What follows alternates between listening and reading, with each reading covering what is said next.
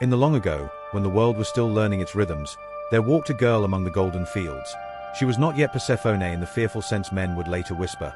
She was simply the daughter of P.I.T.A, light-footed, laughing, her steps coaxing flowers from the soil as though the earth remembered joy through her. The meadow stretched wide and soft under an endless blue sky, a cradle of green where no shadow dared linger too long.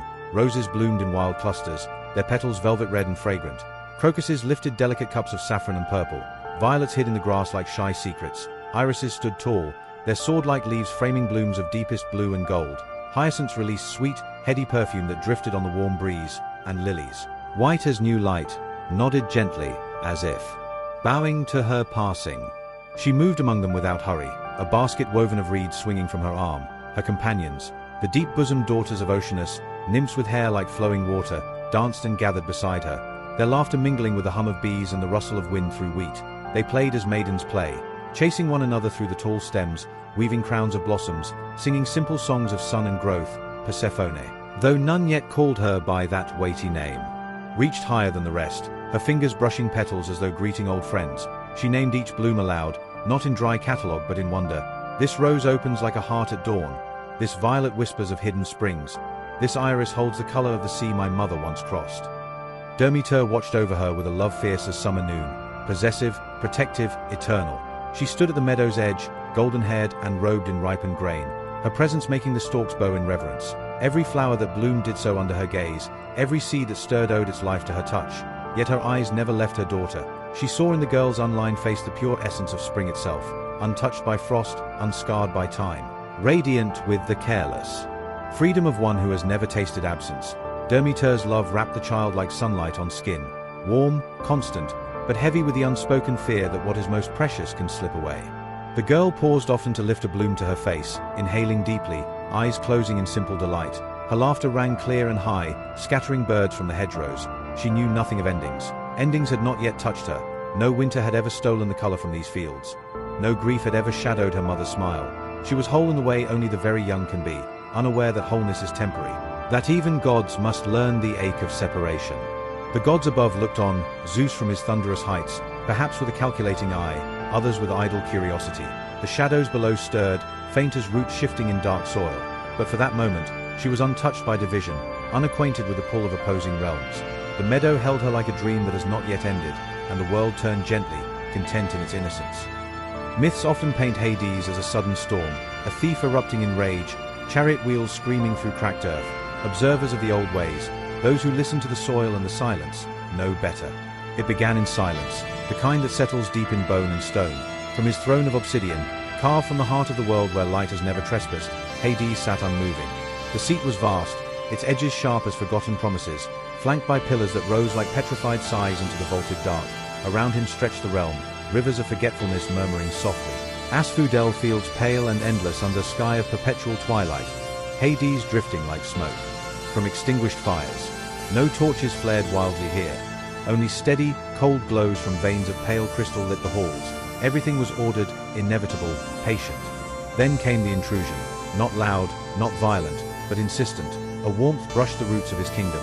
Far above, in the sun-drenched meadows, a girl's footsteps pressed the earth. Each step sent faint tremors downward. The whisper of grass parting, the soft crush of petals, the rhythm of laughter carried on wind that never reached below. The roots, ancient, gnarled networks threading through soil like the nerves of the world, carried her presence like rumors traveling through veins. They trembled with life, bright, insistent, pulsing with the quick heartbeat of things that bloom and fade and bloom again. Hades felt at first as a distant heat against the chill of his domain. He rose slowly, no haste in a god who rules eternity, and placed one hand on the arm of his throne. The obsidian was cool, unchanging, yet through it he sensed her, not just beauty, though that was undeniable. The curve of her wrist as she gathered flowers, the gold in her hair catching sunlight like ripe wheat. No, it was her aliveness that pierced him. Nothing in his realm moved with such careless vitality. The dead were complete, finished. She was unfinished, unfolding, a spark that refused to gutter out. She carried the opposite of his quiet, renewal, the promise that endings feed beginnings. He did not seek conquest in the brutal way of his brothers. Zeus thundered for dominion. Poseidon churned seas in fury. Hades simply felt recognition, a long, slow turning towards something the cosmos had withheld from him since the lots were cast and he drew the shadowed portion. He listened. Through the roots he heard fragments. Her voice naming blossoms, her mother's low song of growth, the earth's soft answering sigh. He waited, patient as stone, because time was his ally. Not out of lust for beauty alone, though her form haunted the edges of his thoughts like a half-remembered dream, but because she bore the spark that balanced his endless quiet. Without her light, his kingdom remained only endings. With her, perhaps it could hold transitions, mercy amid finality, a queen who could walk the border where life kisses death and neither yields entirely.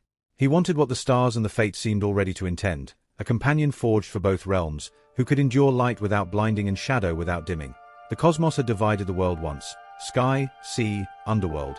Now it whispered of another division, subtler, a goddess who would bridge them, her footsteps echoing upward and downward forever. In that silence, Hades made no vow aloud. He simply turned his gaze upward, through layers of earth and root, and waited for the moment the balance would tip. The flower was no mere bloom. Narcissus grows with purpose, golden, hypnotic, drawing the eye inward as though the petals themselves were mirrors reflecting something deeper than beauty. Its trumpet face gleamed like polished sunlight trapped in ivory and amber, the corona edged in fiery orange that seemed to pulse with secret knowledge. In the old hymns, it is said the flower was created not by chance but by design, a law, a threshold, a question disguised as fragrance. Persephone moved through the meadow with her companions, their voices a light chorus of delight. The nymphs twirled, skirts of green and white brushing the grass. One wove a chain of violets, another held up a handful of crocuses like tiny suns. Persephone lagged a step behind, drawn by something quieter. She spotted it at the meadow's heart. A single narcissus standing taller than its kin, solitary amid the riot of color, its stem straight as a spear. Petals unfurled in perfect symmetry. The scent reached her first, sweet, almost narcotic, layered with notes of honeyed wax, distant rain, and something indefinably ancient, like summers that never quite ended. She knelt slowly, knees pressing into warm earth still soft from morning dew. Her fingers, slender, unscarred, brushed the petals. They felt cool and silken, yielding yet resilient, as though the flower breathed back against her touch. She leaned closer, inhaling deeply. The aroma filled her lungs, dizzying, pulling her gaze down into the golden cup where light bent and refracted. For a heartbeat the world narrowed to that single bloom. No laughter from the nymphs. No rustle of wind, only the soft hum of her own pulse and the flower's silent invitation. The ground responded, not with violence, but with inevitability. A low tremor rose from far below, subtle at first, like the earth exhaling after long holding its breath. Then a seam appeared, clean, precise as a thread drawn through fabric, soil parted without crumbling. Grass blades bent aside like courtiers making way. No dust rose, no stones tumbled, only a widening rift, dark and cool, exhaling faint mist that carried the scent of wet stone and shadowed rivers. Hades rose from it. No thunder rolled, no roar shattered the air. He emerged with the weight of what must be, tall, cloaked in midnight, his face half-shadowed beneath a helm that drank light rather than reflected it. His eyes were the color of deep wells at dusk, ancient, patient, unblinking.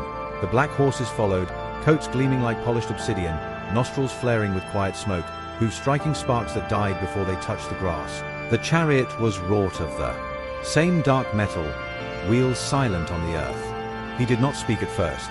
He simply extended one hand, pale, steady, ringed with iron that seemed forged from the bones of mountains. Persephone looked up, startled from her reverie. The narcissus slipped from her grasp, petals scattering like golden coins. Recognition flickered in her eyes, not fear alone, but the sudden awareness of a door opening where none had been before. He lifted her into the chariot with care, not force. One arm around her waist, firm yet unhurried, as though carrying something fragile and irreplaceable. She gasped, a sharp intake of breath more surprise than terror. Then the cry came, high, startled, piercing the meadow like a bird startled from its nest. It carried across the fields, through the warm air, straight to where P.I.T.A stood at the distant edge, golden hair catching sunlight. Her face turning in the instant before. Understanding struck. The horses surged downward. The chariot tilted into the rift. Persephone's hands clutched the edge. Flowers tumbled from her basket in a slow cascade of color. Roses, irises, lilies falling like offerings into the dark. The seam closed behind them with the soft finality of a book shutting. Earth knitting together, grass straightening. The meadow smoothing over as though nothing had passed. No scar remained, only silence. The fields fell still. Birds ceased their song. The nymphs froze mid-laughter, petals drifting untouched to the ground. What had been one world became two. Above, the sun continued its arc, indifferent. Below, the shadows welcomed their new light. P.I.T.A stood at the meadow's far edge, her golden robes blending with the swaying wheat, when the cry reached her. It was not a sound of the world above, not the call of a bird or the laugh of a nymph, but a piercing note from her daughter's voice, sharp and fleeting, carried on the wind like a dagger thrown across the fields. In that instant, she felt the severance like a wound in her own body. a deep, tearing ache that began in her chest and spread outward, as though part of her essence had been ripped away and dragged into the dark. She froze only for a heartbeat, her face paling beneath the sun's warm gaze. Then she moved, swift as harvest wind, racing to the spot where the earth had opened and closed.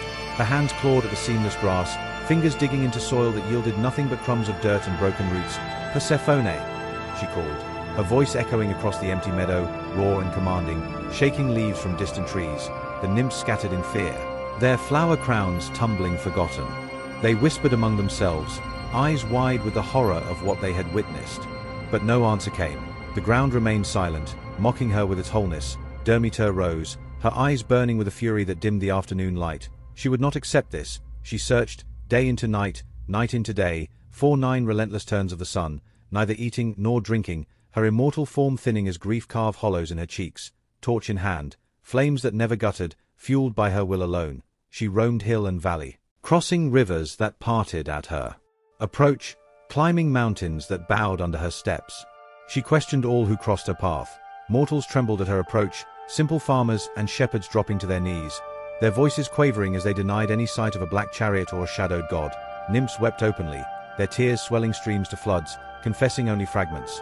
A rumble from below, a glimpse of dark horses, the scent of cold stone lingering in the air, even the wind she interrogated, standing atop windswept peaks, her hair whipping like golden serpents, demanding they carry back whispers from the depths.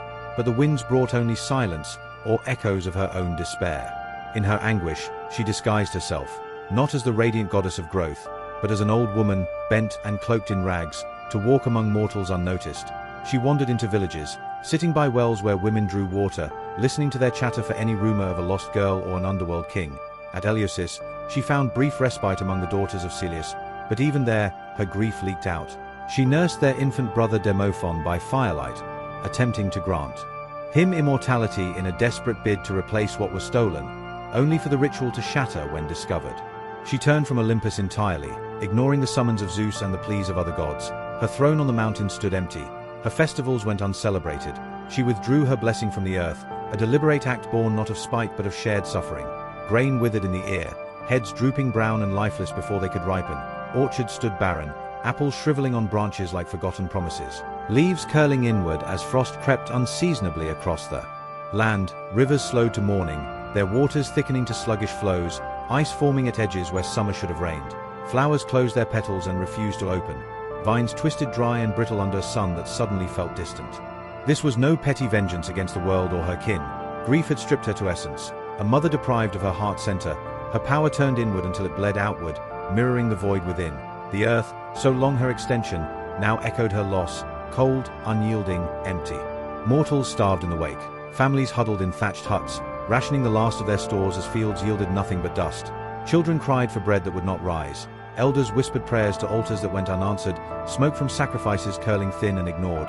Temples filled with desperate offerings, wilting garlands, meager portions of what little remained. But the gods above averted their eyes.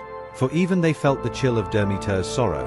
The world tilted toward eternal winter, skies graying with perpetual cloud, winds carrying the bite of frost where warmth had once lingered. Because one absence echoed through everything. A daughter's light snuffed out, a mother's love turned to ice, the balance of life itself hanging by the thread of her unrelenting search.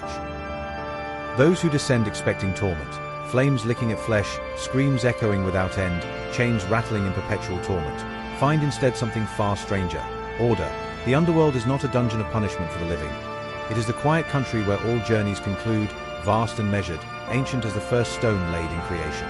Persephone arrived in darkness that was not black but deep indigo, lit by the soft, unchanging glow of pale crystals embedded in cavern walls like distant stars trapped underground. The air was cool and still, carrying faint scents of damp earth, asphodel blooms, and the metallic tang of rivers that never see sunlight.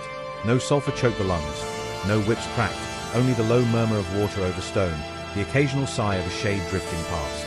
Halls stretched before her, corridors of black marble veined with silver and quartz, polished to a mirror sheen that reflected her own face back at her, wide-eyed and defiant. Pillars rose to ceilings lost in shadow, carved with subtle friezes of lives ended. A warrior laying down his sword, a mother cradling her last child, a farmer resting beside his plough. The architecture spoke of finality, not cruelty, everything placed with deliberate care, as though the realm itself remembered every soul that had passed through. Hades did not greet her with force. He appeared at the threshold of a great chamber, tall and cloaked in robes the color of midnight smoke, his helm set aside so she could see his face clearly. Strong features etched with centuries of solitude, eyes like polished onyx holding no malice, only a quiet gravity. He inclined his head once, a gesture of acknowledgement rather than command. "You are not bound in chains," he said, voice low and resonant, echoing softly off the stone. "Nor will you be confined to any cell. Walk these halls as you will. Time moves differently here. There is no need for haste." He gestured, and a side passage opened to rooms prepared for her. A bedchamber with linens of deep indigo silk, walls hung with tapestries depicting blooming fields above, reminders of what she had left, not taunts but gentle echoes. A garden courtyard lay beyond, enclosed yet open to a full sky of glowing crystal, where pale asphodel grew in endless rows, their white trumpets nodding gently. Small fountains murmured, their waters tasting faintly of memory. Fruits hung on dark-leaved trees, pomegranates heavy and red, but none were forced upon her. She wandered, at first, warily, testing doors that opened without resistance, passages that led to new vistas rather than dead ends. She found the asphodel fields, vast meadows under perpetual twilight, where the majority of the dead, neither heroic nor wicked, drifted like mist. They were translucent, pale, their forms soft-edged, moving without purpose yet without suffering. Some paused to watch her pass, eyes widening at the sight of color in her cheeks, the warmth of living breath. They did not speak unless addressed. When she asked a name or a story, they answered plainly, without embellishment or plea. A fisherman told of storms that claimed his boat. A weaver spoke of threads left unfinished. Their voices were soft, almost wistful, carrying no rage, only completion. Rivers bordered the fields, the Lethe of forgetfulness, its waters dark and slow, the Styx of oaths, black and binding, the Acheron of woe, ferried by Charon in his silent boat. Persephone stood on their banks, feeling the pull of their currents, hearing fragments of lives whispered on the wind. No demons tormented the Hades. Judgment came in the quiet allocation of place, Elysium for the blessed, Tartarus for the truly damned, administered with impartial law. Hades kept his distance at first. He appeared only occasionally, at turns in the corridor or edges of the fields, always at arm's length, offering no touch, no demand. He answered questions when she asked them, about the rivers, the laws, the weight of ruling what ends. His responses were measured, never evasive, revealing a realm governed by necessity rather than whim. Against her will, the quiet began to speak to her. The absence of chaos, the dignity and finality, the way grief here was not eternal torment but gentle settling. She expected horror. She found stillness. She expected imprisonment. She found space to breathe, to observe, to begin, slowly, reluctantly, understanding the balance her mother had never taught her, that life and death are not enemies, but partners in the great turning of things. The underworld held her not with locks, but with its own inexorable logic, and in that holding, something in Persephone began to shift, not break, but deepen. The dead do not speak as the living do. Their voices carry no urgency, no pretense, no need to impress or persuade. They have shed the masks mortals wear, ambition, fear, vanity, and what remains is stripped to essence. Plain, unadorned truth. Persephone, still carrying the warmth of sunlit meadows in her skin, began to listen. At first she kept to the edges of the asphodel fields, observing from a distance. The Hades moved in slow, drifting patterns, like leaves caught in a gentle current. Their forms were translucent, edges softening into mist where limbs should have ended sharply. Some retained the faint outline of the clothes they wore in life, a farmer's rough tunic, a bride's veil, a soldier's dented greaves. Fading gradually as memory dimmed, they did not hurry. There was nowhere left to go. She approached one evening, or what passed for evening in the unchanging twilight, drawn by a solitary figure seated on a low stone bench beneath a tree whose leaves never fell. The shade was an old woman, her face lined with the map of a long life, eyes milky yet clear. Persephone sat beside her without speaking. After a long silence the woman turned. "You are warm," she said simply. No greeting, no awe, only observation. Persephone nodded. "I was taken from above." The woman considered this. "I was taken by fever. My daughter held my hand until the end. She wept. I could not comfort her." A pause, heavy with what was unfinished. "I wonder if she still lights a lamp for me." Persephone asked, "Do you regret leaving?" "No," the shade answered. "Regret belongs to the living. Here there is only what was. I finished my days. That is enough." Conversations unfolded like that, quiet, unhurried, without flourish. A young man told of a shipwreck, the cold water closing over him, the last thing he saw being stars through the waves. "I was afraid," he admitted. But the fear passed quickly. Then there was only the ferryman's oar and the river. A child, no older in appearance than 10, spoke of a fall from a tree, the snap of bone, the mother's scream. "I wanted to tell her I was not in pain anymore." The child said, but words do not carry upward. Persephone listened until her own throat ached with unshed questions. She learned their small, human details. The taste of bread baked on the hearth of home, the feel of a lover's hand in summer grass, the ache of a promise broken. They did not embellish or lie. There was no point. Lies dissolve here.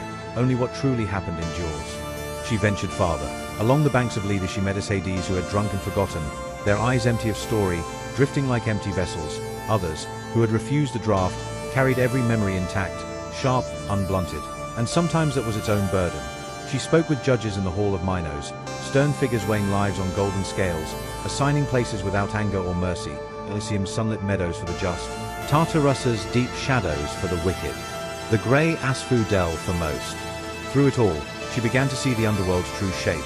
It was not chaos or cruelty, it was completion. Every soul found its place according to law older than Olympus, law that Hades enforced with steady hand, never capricious, never cruel for its own sake. He did not revel in suffering. He simply maintained balance. When a shade protested its judgment, he listened, then explained the reasons in calm, measured tones. And the protest faded, not from fear, but from understanding. One night, or what felt like night, she found Hades standing at the edge of the asphodel, watching the Hades as she had. He did not turn when she approached. "You are learning," he said. "I am beginning to hear them," she answered. "They do not rage, they do not beg, they simply are." He nodded once. Death strips away what is unnecessary. What remains is truth. That is why they speak plainly. That is why I listen. For the first time, Persephone felt something shift inside her. Not pity, not fear, but recognition. The dead were not her enemies. They were the other half of the cycle her mother had taught her to cherish. Growth, bloom, harvest. Without endings, there could be no new beginnings. Without completion, life would choke on its own excess. A seed of understanding took root then, deep, quiet, persistent. It did not erase her longing for sunlight or her mother's arms, but it began to make room for something else. The knowledge that shadow has its own dignity, its own necessity, and in learning the language of the dead, Persephone began, slowly, to speak it herself. Zeus could no longer pretend the crisis was distant. From his golden throne atop Olympus, where clouds parted like curtains at his command, he watched the world below unravel. Fields that once rippled with golden grain now lay cracked and brown, dust rising in thin veils whenever wind stirred. Rivers shrank to sluggish threads, their beds exposing cracked clay and the white bones of fish. Orchards stood skeletal. Branches bare even in what should have been high summer, apples that had begun to swell withered on the limb, dropping shriveled and hard. Smoke from sacrifices rose thin and pale, mortals burning their last meager offerings in desperate hope. But the altars remained cold. Prayers reached the heavens unanswered, because the one goddess who controlled fertility refused to listen. The famine spread like a slow shadow. Villages emptied as families fled to cities already strained. Children grew thin-eyed and silent. Elders died quietly in corners, too weak to cry out. Kings sent envoys to temples, begging for signs, but the oracles fell mute. Even the lesser gods, nymphs of springs, spirits of groves, felt the withering. Their own forms paled, their voices grew faint. The balance of the cosmos, so carefully divided after the Titan's fall, tilted dangerously. Life itself seemed ready to choke on its own exhaustion. Zeus summoned council. The great hall of Olympus filled with uneasy deities. Poseidon shifting restlessly, his trident tapping the marble floor. Athena standing stern and silent. Apollo averting his bright gaze as though the suffering pained his eyes. Demeter did not attend. She had not set foot on the mountain since the day her daughter vanished. Her absence was louder than any thunder Zeus could muster. Hermes was dispatched, swift-footed, silver-tongued, wings flashing at his ankles. He descended first to the surface, seeking Demeter in her wanderings. He found her disguised still as an old woman, seated by a well near Eleusis, face lined with grief that no mortal disguise could fully hide. She looked up at him without surprise. "Father Zeus bids you return," Hermes said gently. "The world starves. Mortals die in numbers no harvest can redeem." Demeter's voice was flat, hollow. "Let them know what it is to lose what cannot be replaced." Hermes bowed. "He asks only that you hear the terms. Persephone lives. She is not harmed." The name pierced her like a spear. For the first time in months, something flickered behind her eyes. Not hope yet, but the raw edge of it. She rose, shedding the mortal guise as easily as a cloak. Golden light returned to her hair. The air around her warmed. "Take me to him," she said. They ascended together. Olympus waited in tense silence. Zeus sat forward on his throne, thunderclouds gathering at his brow, but his voice when he spoke was measured, almost conciliatory. "Brother Hades has taken a wife," he declared. "The ancient laws permit it. A queen is needed below to balance what is above." Demeter's laugh was bitter, cutting. You gave my daughter away without a word to me. You bartered her like a prize at a feast. Zeus raised a hand. The fates wove this thread long ago, but the world cannot endure your grief forever. Hermes has been below. Persephone has eaten of the pomegranate. 6 seeds, the old law binds her. Food of the dead ties the eater to that realm. Demeter swayed as though struck. 6 seeds, she whispered. Half a year lost to shadow. Hermes stepped forward. She is not prisoner. She walks the halls freely. She speaks with the Hades. She sits beside Hades, not as captive, but as one who has begun to understand the place. Demeter turned to Zeus, eyes blazing. You would split my child between worlds? Force her to half-life. Zeus met her gaze steadily. I would restore the seasons. 6 months with you, mother, spring and summer, bloom and harvest. 6 months below, autumn and winter, rest and decay. The earth will turn again, mortals will eat, life will continue. Arguments rose then, sharp, divine voices clashing like storm fronts. Poseidon muttered of balance in all realms. Athena spoke of necessity over sentiment. Apollo offered quiet counsel that mercy sometimes wore the face of law. Demeter stood apart, arms wrapped around herself as though holding the pieces of her heart together. At last she spoke, voice low but carrying to every corner of the hall. I will accept this division, not because it is just, but because it is the only path that returns my daughter to me at all. But know this, brother, every time she descends, I will feel the wound reopen. Every time she rises, the earth will remember my joy and my sorrow. Zeus nodded once. So it is decreed. Hermes was sent below again, this time with the summons. Persephone would be brought to Olympus to hear the terms herself. The bargain hung in the air like mist before dawn, fragile, necessary, irrevocable. Above, the first faint green began to stir at field edges, tentative, waiting for confirmation that the long winter might finally break. No deception veiled as kindness, no cunning trick played by a dark lord upon an innocent girl. The pomegranate was never a snare sprung in secret. It was a choice laid bare, red, heavy, honest in its weight. Persephone had walked the halls long enough by then to know the rhythm of the underworld. The soft hush that followed every footfall, the way torches burned without smoke or flicker, the slow drift of Hades who no longer hurried toward anything. Hunger had become a constant companion, not the sharp pang of mortal starvation, but a deep, gnawing quiet that hollowed her from within. She had refused every offering at first. The dark bread baked from asphodel grain, the clear water, drawn from Lethe's edge, the fruits that grew in the enclosed garden where pale blossoms never quite opened. Each refusal was an act of defiance, a tether to the sunlit world she still carried inside her like a fading ember. But time below is patient. It wears away resistance the way water smooths stone, not with force, but with persistence. She grew thinner, her skin taking on the luminous pallor of Hades around her, though her eyes still held the green spark of living fields. Her steps slowed, her laughter, once so bright it had bent flowers toward her, fell silent. Even the asphodel seemed to lean away from her, as though sensing the life in her beginning to dim. Hades brought the fruit himself. He did not send a servant or leave it anonymously on a table. He entered the chamber where she sat beside a small fountain, its water murmuring memory she could almost hear. In his hands he held a single pomegranate, perfectly round, its skin a deep crimson that caught the crystal light and threw it back in ruby flecks. He set it on the low obsidian table between them and stepped back, giving her the full measure of space. He spoke quietly, without flourish. The law is older than I am. Food of the dead binds the eater to this place. 1 bite, and the thread is tied. 6 seeds, the stories will say later. 6 months claimed by shadow. But the number is yours to choose. Eat none, and you may fade here until nothing remains of the girl who walked in sunlight. Eat, and you belong to both worlds. The choice has always been yours. He did not urge. He did not threaten. He simply waited, hands folded before him, eyes steady on hers. In that silence she studied the fruit. Its surface was smooth yet faintly dimpled, like the cheek of someone who has lived long and well. She turned it slowly in her palms, feeling the cool weight, the subtle give beneath her fingers. Inside, she knew, waited the seeds, small, glistening, each one a drop of condensed summer, each one a promise and a price. Memories rose unbidden, her mother's hands pressing ripe figs into her own when she was small, the juice running sticky down her wrists, the taste of honey-sweet grapes plucked straight from the vine under noon sky, the simple joy of biting into anything grown in light and warmth. Then other images followed, quieter ones gathered here. The old woman on the bench who spoke of her daughter's lamp, the child who wished to send comfort upward, the fisherman who saw stars before the river closed. Over him, they had finished their stories. She had not, yet she understood now that finishing was not erasure, it was shape given to what had been lived. She broke the pomegranate open, the skin parted with a soft crack, revealing the chambers packed tight with seeds like garnet set in white pith. The scent rose, tart, sweet, ancient. carrying notes of earth after rain, of orchards at dusk, of something deeper, like the memory of all harvests past. She separated 6 seeds deliberately, pinching them free one by one. They gleamed wet and bright in her palm, small suns trapped in ruby. She met Hades' gaze. "I am not eating because I am tricked," she said, voice steady though quiet. "I am eating because I am tired of fading, because I have learned that this place holds truths my mother never taught me, because I choose not to vanish, but to become something that can hold both light and shadow." She placed the first seed on her tongue. It burst between her teeth, sharp tartness followed by sweetness that spread like warmth through her veins. The second followed, then the third, each one deliberate, each one sealing a door while opening another. By the sixth she felt the change, not a chain snapping shut, but a thread weaving itself through her core, irrevocable, intimate, hers.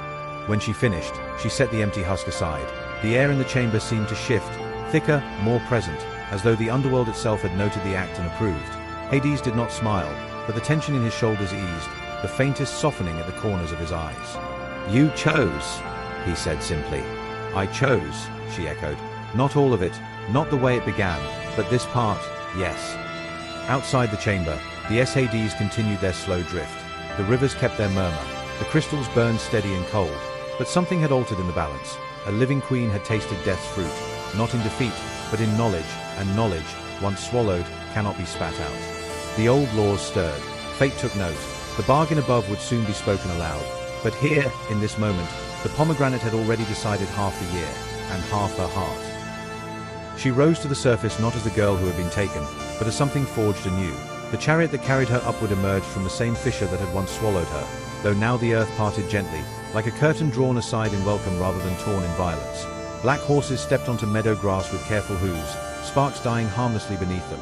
Persephone stood beside Hades for that brief crossing, her hand resting lightly on the chariot rail. Her posture straight, eyes forward. The air changed as they ascended, cool shadow giving way to warm light, the scent of asphodel yielding to sun-warmed earth and blooming green. When the chariot touched the surface world, P.I.T.A was already there, waiting at the edge of the meadow that had once been her daughter's playground. She had felt the tremor of the opening earth miles away, had run without pause, robes trailing like golden rivers behind her. The moment Persephone stepped down, P.I.T.A's arms opened. She crossed the distance in a heartbeat and enfolded her daughter, holding her so tightly it seemed she might never release her again. Tears fell freely, hot, radiant, soaking into Persephone's dark hair. P.I.T.A's hands moved over her daughter's face, her shoulders, her arms, as though mapping every unchanged line and every new one. "You live," she whispered, voice cracking on the words. "You are here." Persephone returned the embrace, but her hold was different now, stronger, steadier, less the clinging of a child and more the steady grip of one who has walked through endings and returned. "I live," she answered softly, "and I have eaten 6 seeds, the law has spoken." P.I.T.A pulled back just enough to search her daughter's face. What she saw made her breath catch. The eyes that had once sparkled with unshadowed wonder now held depth, layers of quiet knowledge, of silences listened to in dark halls, of truths tasted in tart red seeds. The girl's skin still glowed with life, but it carried a subtle pallor at the edges, like moonlight mixed into sunlight. Her hair, once bright as ripe wheat, now held strands of deepest midnight woven through the gold. She was still beautiful, more so, perhaps, but the beauty had weight now, authority, the kind that comes from having ruled rather than merely existed. The earth felt it instantly. As mother and daughter stood locked in that long embrace, the ground beneath their feet stirred, grass blades, long brown and brittle, pushed upward in sudden green surges. Flowers erupted from cracked soil, crocuses first, then irises, poppies, roses, blooming in riotous, almost violent abundance, petals unfurling so fast they seemed to race one another toward the sun. Wheat fields miles away began to rise again, stalks thickening, heads swelling with grain. Rivers quickened, their waters clearing and singing over stones. Orchards burst into leaf and blossom in the same breath. Fruit swelled on branches that had been barren moments before. Spring arrived not gently, but fiercely, life reclaiming territory with the pent-up force of months denied. The air filled with the hum of bees suddenly awake, the scent of warm soil and new growth, the distant lowing of cattle sensing pasture renewed. Mortals who had huddled in hunger lifted their heads, stepped outside, wept at the sight of green where dust had reigned. The world exhaled relief. Yet Persephone did not linger in the full flush of that return. She stepped back from her mother's arms, though she kept one hand clasped in P.I.T.A's. "I will stay the months allotted," she said, voice calm and carrying the quiet authority she had learned below. "I will walk these fields with you, tend the harvests, feel the sun on my face, but when the time comes, I will descend again, not as prisoner, as queen." P.I.T.A's face crumpled for a moment, sorrow flashing bright and raw. Before she steadied herself, She looked at her daughter as though seeing her for the first time. Not the child she had sheltered, but the woman who had crossed threshold she herself could never follow. Pride warred with grief in her eyes, and pride won, if only barely. "You are changed," Demeter said at last. "And the change suits you." Persephone smiled, small, knowing, touched with both worlds. "I am still your daughter, and I am his queen. Both are true now." Hades had remained at the chariot's edge, silent, giving them this moment. When Persephone turned to him, he inclined his head once, a gesture of respect, not possession. She walked back to him, steps measured, and placed her hand in his. The touch was brief, but it carried weight. Acknowledgement, alliance, the beginning of equilibrium. Then she turned once more to her mother. "When I rise again, the earth will bloom even more fiercely because it has known winter. When I descend, the world will rest because it has known abundance. We will teach them both." Demeter nodded slowly, tears still shining on her cheeks. "Go, then, but know that every spring I will wait at this same meadow, and every autumn I will feel the pull of your leaving." Persephone embraced her one last time, fierce, brief, full of unspoken promises. Then she stepped into the chariot beside Hades. The black horses turned. The earth opened once more, gentle now, almost reverent. As they descended, the last thing visible was Persephone's face. Looking upward, eyes bright with both sunlight and shadow, no longer divided but whole in a new way. Above, the fields continued their riotous awakening. Below, the underworld waited, not emptier, but ready for its queen to return and rule. When the time came for her return below, Persephone did not wait to be summoned. She stood once more at the meadow's edge, the same place where the earth had first opened, her mother beside her, hands clasped tightly as though release might sever something forever. The sun hung high, warm and golden, the fields around them thick with late summer abundance. Wheat heavy-headed and swaying, apples red on every branch, rivers running full and bright. Persephone wore a gown of deep crimson and black, colors borrowed from the pomegranate's heart and the obsidian hall she now ruled, yet threaded with gold at the hems, a quiet nod to the light she carried back with her. Demeter spoke first, voice steady though her eyes shimmered. "You will come back to me again, every spring, every time the earth waits." Persephone turned to her, lifting one hand to brush a stray lock from her mother's cheek. "I will, and when I do, the world will remember how to live again, because it has learned how to rest." She paused, letting the promise settle between them. "But I am not leaving you now. I am going to where I also belong." Demeter nodded once, a small, proud gesture that cost her visible effort. She released her daughter's hand slowly, as though each finger parting was its own small grief. "Go, then, rule well, and know that above, the seasons will wait for you." Persephone stepped forward alone. The ground beneath her feet stirred, not in violence, but in recognition. A seam appeared, soft-edged, glowing faintly at the edges with the same pale crystal light that illuminated the halls below. She did not look back. She walked forward, head high, into the opening. The earth closed behind her with the gentle hush of a door sealing itself in welcome. The descent was different this time. No chariot thundered to meet her. No black horses surged from shadow. Instead, the passage felt almost ceremonial. Steps of dark marble unfolding beneath her feet, walls parting to reveal corridors she now knew by heart. Torches flared to life along the way, their flames steady and cool, casting long shadows that danced without menace. The air grew familiar. Cool, still, scented faintly with asphodel and wet stone. Yet it no longer felt foreign. It felt like homecoming. Hades waited at the threshold of the great throne hall. He stood alone, clad in robes of deepest midnight, the iron crown of his rule resting lightly on his brow. No guards flanked him. No Hades crowded the space. The hall itself had been prepared, though whether by his command or the realm's own will, no one could say. Pillars gleamed with fresh polished obsidian.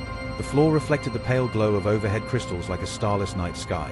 At the far end rose the dual thrones. His own, vast and unyielding, carved from the same dark stone as his seat of old. Beside it, a new one, equal in height, equal in presence. Fashioned of black marble veined with silver and gold, its arms shaped like intertwining branches, leaves etched in subtle relief, a reminder that even here life once touched. He did not speak as she approached. He simply extended his hand, palm up, an invitation rather than a demand. Persephone placed hers in his without hesitation. Together they walked the length of the hall. The Hades gathered silently at the edges. Hundreds, thousands, translucent forms pressing close yet keeping respectful distance. They watched with quiet awe, the living girl who had eaten of their fruit, who had listened to their stories, who now returned not as captive but as sovereign.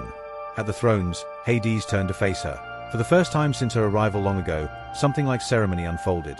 He lifted the crown that had waited on a small pedestal between the seats, a delicate circlet of iron and obsidian, set with 6 garnets the exact color of pomegranate seeds. He raised it high so the gathered Hades could see, then placed it gently on her brow, it settled with a soft, resonant chime, as though the underworld itself had struck a note of acknowledgement. "You are no longer guest," he said, voice carrying clearly through the vast space. "You are queen, lady of the depths, mistress of transitions, judge of the newly arrived, mercy where law is strict, and law where mercy might falter." Persephone met his gaze, steady, unafraid. "And you are no longer alone in the ruling," she answered. "We hold the balance together."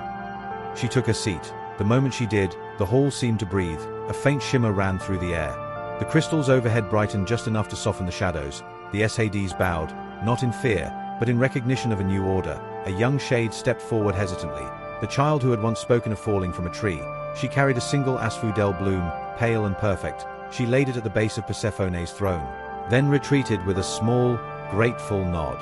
From that day, the work began in earnest. Newly arrived souls were brought before the dual thrones. Hades heard the facts of their lives, plain, unvarnished.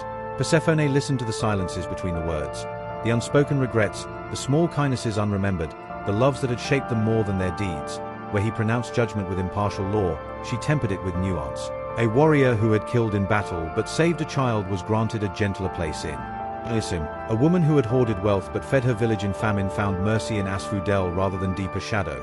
The scales did not tip wildly, they found a new equilibrium. Where Hades was structure, Persephone became the breath within it. Mercy to his justice, compassion to his necessity, light threading through the dark without dispelling it entirely. The underworld did not change its nature. It deepened, it grew more complete. And in the quiet hours between judgments, when the hall emptied and only the rivers murmured, Hades would sit beside her on the thrones. No grand speeches passed between them. Sometimes he simply placed his hand over hers on the armrest. Sometimes she leaned her head against his shoulder for a moment. In a pantheon built on conquest and thunder, theirs was a quiet alliance, two forces learning to rule not over one another, but with. The descent had become coronation. The girl who had been taken had become the queen who chose to stay. Above, she was life's return. Below, she was death's meaning. Persephone became the axis upon which the seasons turned, not by decree or accident, but by the simple, inexorable fact of her divided existence. Her leaving brought decay. Her return brought renewal. The wheel did not spin in spite of her. It spun because of her. When she ascended each spring, the earth responded as though remembering a long-forgotten promise. The ground cracked open, not in rupture, but in awakening. Frost retreated like a receding tide. Soil warmed beneath the sun's renewed gaze. Shoots pierced through winter's hard crust. Green spears of wheat, delicate crocus tips, the first unfurling leaves of oak and maple. Rivers swelled with meltwater, singing over stones as though laughing at the memory of ice. Birds returned in flocks that darkened the sky. Bees hummed in sudden frenzy. Orchards exploded into blossoms so thick the branches seemed draped in snow made of petals. Mortals stepped outside their doors and wept at the sight. Fields greening overnight, children running barefoot through new grass, elders lifting faces to the light as though greeting an old friend returned from far away. Spring was no gentle season under her influence. It arrived fierce, insistent, almost defiant. Flowers blooming in riotous color, vines racing up trellises, grain surging toward the sky as though determined to make up for every lost day. The world did not merely wake. It roared back to life, abundant, extravagant, drunk on the return of its queen. Yet when she descended in autumn, the change was equally deliberate. No sudden blight, no cruel frost snapping branches in the night. The shift came softly at first, a golden tinge at the edges of leaves, a subtle slowing in the river's song, a hush falling over the meadows. Then the colors deepened. Maples burning crimson, oaks turning bronze, aspens shivering into gold. Fruits ripened to fullness and dropped, heavy with seed. Grain bowed low under its own weight, ready for scythe and storehouse. Winds carried the scent of drying earth, wood smoke, fallen apples fermenting sweetly in the grass. Leaves drifted down in slow spirals, carpeting the ground in quiet farewell. Animals gathered stores or began their long sleeps. The sun hung lower, its light slanting golden and forgiving across the fields. Mortals lit fires earlier each evening, told stories by half-light, preserved what the summer had given. Decay was not punishment, it was preparation. The earth rested, not exhausted, but fulfilled, gathering strength in silence for the next turning. Persephone embodied the truth gods rarely admit, even to themselves. Nothing grows without something dying first. Seed must split and perish in dark soil before stalk rises.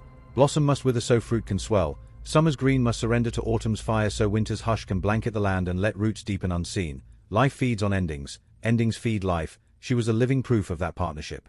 Mortals learned it through her, season after season. Farmers watched crops fail and return, understanding that rest was as sacred as growth. Mothers held infants born in spring and buried elders in winter, feeling the cycle close around them without breaking. Poets sang of her not as victim or conqueror, but as the one who walks both paths. The girl crowned with flowers who also wears iron and garnet. The daughter who kisses her mother goodbye, and the queen who judges the dead with equal mercy. Above, she was Kore, the maiden, the bringer of green things, the laughter in the wind through new leaves. Below, she was Persephone, the formidable one, the bringer of meaning to what ends, the quiet voice that says this life mattered to every shade who passes before her throne. She did not choose one truth over the other. She held both, life's bright urgency and death's deep stillness, and let them coexist within her. In doing so, she made the world whole again, not flawless, not without sorrow, but complete. The seasons no longer merely happened, they carried her signature. Spring remembered her joy, autumn her wisdom, summer her abundance, winter her necessary silence. Humanity, watching the wheel turn year after year, began to understand their own small lives mirrored the same pattern.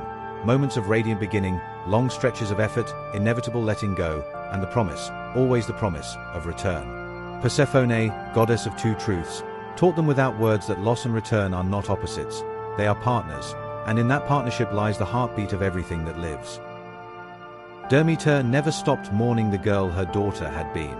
Even in the full blaze of spring, when Persephone walked beside her through fields bursting with color, poppies flaming red, irises standing like violet sentinels, wheat whispering secrets to the wind, P.I.T.A would sometimes pause and look at her sideways, searching for the child who once ran ahead laughing, baskets swinging, petals caught in her hair. That girl was still there, in the way Persephone bent to touch a new bloom, in the soft wonder that crossed her face when a butterfly landed on her wrist. But the child had been joined by someone else, a woman who carried the quiet of deep halls in her posture, who spoke of endings with the same gentle authority she once used to name flowers. Their meetings at the thresholds became ritual. Every spring, Persephone rose from below on the day the first crocus pierced frost. P.I.T.A waited in the same meadow where the narcissus had bloomed so long ago, now a place of pilgrimage rather than play. She arrived before dawn, standing alone amid the sleeping grass, torch extinguished, face turned to the east, when the earth parted softly and Persephone stepped forth, crowned with iron and garnet, yet still wearing the faint scent of asphodel. P.I.T.A did not rush forward. She waited until her daughter crossed the last few paces on her own, until their eyes met without shadow or hesitation. Then the embrace came, fierce, wordless, edged with everything that had passed between them. P.I.T.A's arms closed around Persephone like roots seeking water. Persephone's arms encircled her mother with the steady strength of one who had learned to hold both life and death. They stood like that for long minutes, breathing the same air, feeling the same heartbeat. No tears fell in those moments. The grief had been wept dry long before. What remained was something harder and more beautiful. Acceptance laced with sorrow, pride tempered by memory. They walked together through the waking world. P.I.T.A showed Persephone the new plantings, barley fields she had blessed in secret during the winter months, orchards she had coaxed back to fruitfulness with whispered songs. Persephone listened, asked questions, offered suggestions drawn from the patience she had learned below. Let this row rest next season. The soil needs quiet to remember how to give. P.I.T.A nodded, sometimes smiling at how her daughter now spoke of rest as sacred, not absence. In autumn, the farewell was quieter. As leaves turned and the first chill touched the air, Persephone would return to the meadow one last time. P.I.T.A came alone again. No attendants, no ceremony. They sat together on a low rise overlooking the fields, watching the golden light slant across ripening grain. Words passed between them in low voices, not always about the present. Do you remember, P.I.T.A would say, the summer you were 5 seasons old, when you insisted on sleeping under the stars because the moon looked lonely? Persephone smiled faintly. I remember waking with dew in my hair and you carrying me inside before dawn, pretending I had never left the bed. They spoke of small things, the taste of the first ripe fig, the way fireflies danced over the river at midsummer, the sound of rain on thatch. They did not speak often of the underworld. Not the thrones, not the judgments, not the pomegranate. Those truths lived in the silences between sentences, understood without needing to be named. When the moment came, Persephone rose. P.I.T.A stood with her. No dramatic parting, no final pleas. Persephone simply took her mother's hands, pressed them once to her own cheeks, then released them. I will see you in spring, she said. And I will be waiting, P.I.T.A answered. Persephone stepped toward the seam in the earth that had already begun to open. Soft, glowing, ready. Before she descended, she turned one last time. Thank you, she said quietly, for letting me go. P.I.T.A's voice did not waver. Thank you for coming back. The ground closed. The meadow fell still. P.I.T.A remained a long while after, watching the place where her daughter had vanished, feeling the first autumn wind lift her hair. Then she turned and walked back to the fields, to tend what remained until the next return. Love, they had both learned, does not always mean possession. Sometimes it means standing at the threshold and watching someone step through, knowing they will step back again, changed but still yours in the ways that matter most. Sometimes it means respecting the woman Persephone had become, queen in her own right, ruler of endings as well as beginnings, daughter still, yet no longer only daughter. Their bond did not break. It stretched, across worlds, across seasons, across the divide between light and shadow, and held, stronger, perhaps, for having been tested. Sorrow remained, a quiet undercurrent, but it no longer drowned out the pride, the tenderness, the deep-rooted certainty that whatever path Persephone walked, her mother's love walked beside her, unseen but unbreakable. Hades loved Persephone without speeches. In a pantheon where gods proclaimed their passions with thunderclaps, tempests, golden showers, or songs that bent the stars, his affection moved in quieter currents, deep, steady, almost subterranean, like the rivers that carved their paths through stone over millennia without ever shouting their intent. He never composed odes to her eyes or her hair. He did not scatter roses at her feet or summon nightingales to serenade her throne. Words of devotion were unnecessary to him. They belonged to the surface world, where feelings were fleeting and needed to be shouted before they faded. Below, where time stretched endless and memory endured without decay, actions carried the weight that language could never bear. He loved her by trusting her judgment. When a shade stood before the dual thrones, trembling, defiant, or simply weary, Hades would state the facts of the life lived, deeds recorded without embellishment, choices weighed on the ancient scales. Then he would turn to her, not as formality, not as concession, but as genuine deference. "What do you see?" he would ask, voice low enough that only she and the shade could hear. Persephone would study the soul before them, the flicker of unspoken kindness behind a warrior's violence, the quiet sacrifice hidden beneath a miser's greed, and offer her insight. Sometimes she softened the sentence. Sometimes she upheld it with firmer clarity than he would have. He never contradicted her. He listened, nodded once, and the judgment stood as she shaped it. In that simple act of yielding the final word, he declared more love than any poem could contain. He loved her by stepping aside when she spoke. In the great hall, when newly arrived souls crowded the edges, their translucent forms pressing forward like mist-seeking form, Persephone would rise first. She would walk among them, not on a dais high above, but down on the marble floor, touching a shoulder here, lifting a chin there, listening to the fragments they had not yet told the judges. Hades remained seated, watching without interruption. He did not hover, did not interject, did not remind anyone whose realm this truly was. He gave her the space to move, to breathe, to rule in her own way. The Hades felt it, the queen who walked among them, not over them. And in his stillness he said, without a single syllable, "This place is yours as much as mine." He loved her by ruling with her, not over her. The laws of the underworld remained unchanged, old as the first death, immutable as stone, but their application gained nuance under her presence. Where once judgments had been stark and final, now they carried layers. Mercy for the one who had faltered but tried, severity for the one who had chosen cruelty without regret. Hades did not resent the shift, he welcomed it. He would sit beside her on the twin thrones for hours, sometimes days, hearing case after case, their decisions weaving together like roots entwining underground, his structure providing the frame, her compassion the living pulse within it. When the hall emptied and silence returned, he would simply reach across the armrest and cover her hand with his. No words, no need. The touch said everything. Gratitude, partnership, quiet certainty. In the private chambers they shared, rooms of black marble softened by silver-veined tapestries and the pale glow of crystal, he showed love in smaller, almost invisible ways. He noticed when the weight of judgments pressed too heavily on her. Then a low fire would appear in the hearth without his command, its warmth chasing the perpetual chill. He remembered the flowers she had once gathered above. So asphodel in their private garden bloomed in brighter white, arranged not in rigid rows, but in the loose clusters she preferred. When she stood at the edge of Lely, staring into its dark waters and thinking of her mother, he would come up behind her, not touching, not speaking, simply present, a steady shadow at her back until she was ready to turn away.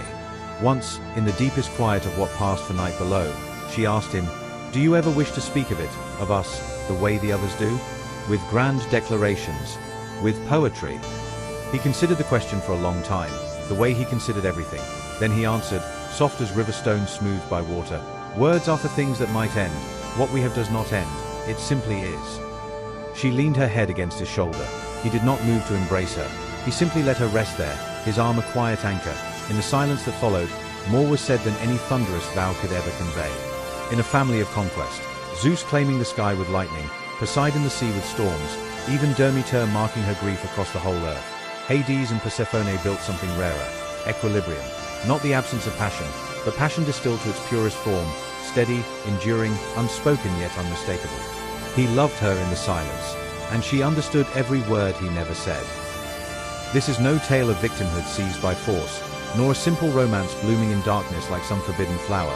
It is a threshold story, raw, unflinching, and ancient as the first seed pressed into soil. Persephone teaches that innocence is not purity, it is inexperience. The girl who laughed among narcissi and violets was not flawed for her trust, nor weak for her curiosity. She was simply untouched, by grief, by choice, by the knowledge that every beginning carries its own ending within it. Innocence ended the moment the earth opened, but it did not shatter into tragedy. It evolved, it deepened, it became something fiercer. Awareness without cynicism, openness without naivety. Descent is not failure. The journey downward, into shadow, into silence, into the country of completion, was never a defeat, it was initiation. Every soul that passes through the gates of death descends. Persephone did so while still breathing, still warm, still capable of change. She walked the halls of obsidian and asphodel not as punishment, but as pupil. She listened to the dead until their language became her own. She tasted the pomegranate not in trickery, but in deliberate acceptance of irreversible knowledge. Descent forged her. It carved depth into her gaze, authority into her voice, mercy into her judgments. What began as abduction became transformation. What seemed like loss became sovereignty. Power is not seized in a moment, but grown into slowly, painfully, irrevocably. She did not storm the throne room below and demand a crown. She earned it through time, through hunger refused and then chosen, through questions asked in quiet corridors, through nights spent listening to SADs who had no one else to hear them. Power arrived not with thunder, but with the steady accumulation of understanding. The law's rigidity softened by compassion. Justice tempered by memory, rule shared, rather than imposed. She became queen not by overthrowing Hades, but by standing beside him as equal.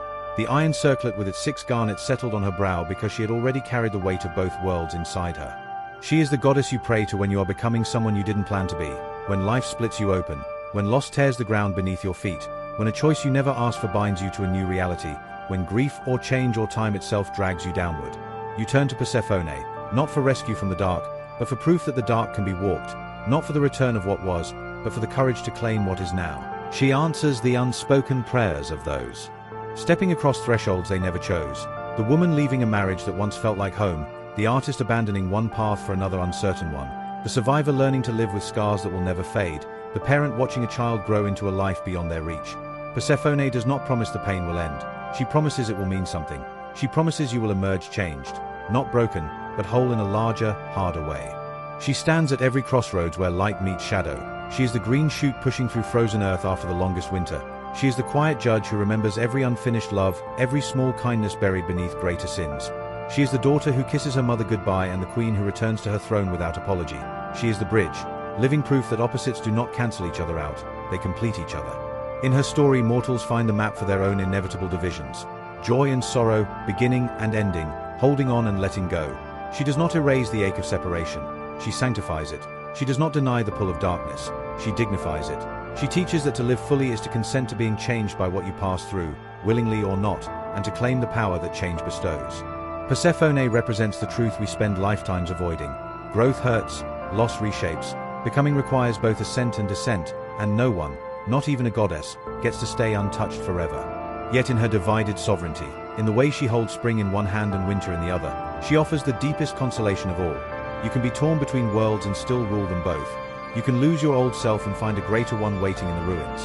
You can descend, eat of the irrevocable fruit, and rise again, not diminished, but crowned. She is not a warning, she is a witness, and every time a human heart crosses its own threshold, afraid, reluctant, yet moving forward anyway, Persephone walks beside them, silent, steady, wearing her iron and her flowers, reminding them, this too is becoming, and you are not alone in it. Every year, Persephone leaves, every year, she returns. Not because she must, but because she chooses to. The seam in the earth opens twice, once in spring, once in autumn, and the world watches, holds its breath, then exhales in color and frost. When she rises, the first thing to break the surface is always a crocus, not the bold tulip, not the showy daffodil. The humble crocus, purple or white, pushing through snow or soil with no fanfare. It is her quiet signature, proof that even the smallest life can split winter open if it has decided to. Mortals see it and say, the queen is back. They do not know her name, but they know the feeling, the sudden lift in the chest, the way sunlight feels warmer than it did yesterday. Fields follow. Wheat shoots up in green waves. Rivers unclench their icy fists. Orchards erupt in blossoms so thick the branches sag. Mothers carry infants outside for the first time, letting them feel wind on new skin. Farmers sow what they saved from the lean months. Children chase butterflies that have forgotten how to migrate. The world does not apologize for its joy. It simply takes it, loud and unashamed, because it has learned how to miss it. When she descends, the change is slower, but no less deliberate. Leaves turn not in defeat but in preparation. Gold, crimson, bronze. As if the trees have decided to wear their best colors before sleep. Fruits drop heavy and sweet. Winds carry the scent of wood smoke and cider. Harvests are gathered, cellars filled, stories told by firelight. Mortals do not mourn, they celebrate. They know the quiet months are not punishment but permission. To rest, to dream, to let the earth catch its breath. Winter comes without apology. Snow falls like a blanket over the fields, muffling sound, slowing time. Rivers freeze into mirrors. Animals burrow deep. People huddle closer, share what little warmth they have. They do not curse the cold. They light candles, sing old songs, remember the dead with bread and salt on the table. They understand now that darkness is not the absence of light, it is the space where light prepares to return. And somewhere below, in halls of obsidian and crystal, Persephone sits on her throne beside Hades. She listens to the newly dead, weighs their lives, grants them peace or passage. She walks the asphodel fields at twilight, touching the shoulders of Hades who still miss the sun. She does not forget the world above. She feels its pulse through the roots, through the seed she once ate, through the half of her heart that still beats in daylight. The earth remembers. So do we. Because her story is not ancient history. It is a pattern. Every mother who watches a child walk away and come back changed. Every artist who burns through inspiration and learns to wait for the next fire. Every lover who loses and finds, until loss itself becomes a kind of love. Every human who stands at their own threshold. Job ending, body failing, dream shifting, and steps through anyway. Persephone walks that path with us, not as savior but as companion. She does not promise the way will be easy. She promises it will be walked. She promises that what comes after the descent is not less than before. It is different, deeper, earned. The world still turns, not in spite of her, because of her. And if you listen at the right moment, when the first snow falls, or when the first green pushes through, you might hear her footsteps, rising, falling, rising again. Not trapped, not saved, simply becoming. Always becoming.